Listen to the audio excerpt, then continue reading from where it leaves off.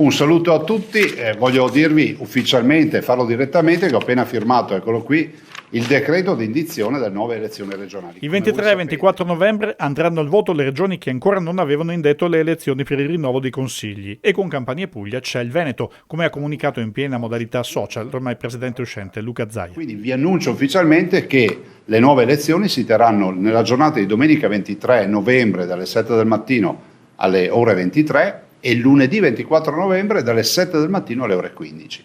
Per chi volesse candidarsi alla carica di consigliere o di presidente, le giornate per presentare le candidature e quindi le liste sono le giornate del 24 ottobre e del 25 ottobre.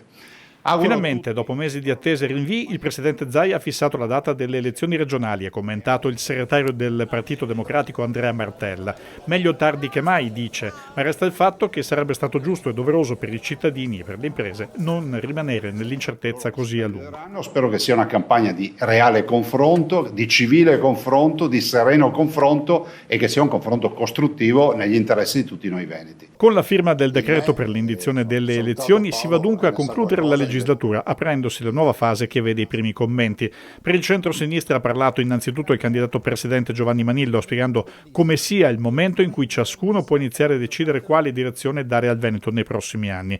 Un Veneto in cui, dice Manillo, sono emerse nuove fragilità ma anche nuove opportunità e per affrontarle sostiene che servano idee e strumenti nuovi ma soluzioni diverse. Ciò che è stato pensato, realizzato o non realizzato 20 o anche solo 10 anni fa non basta più.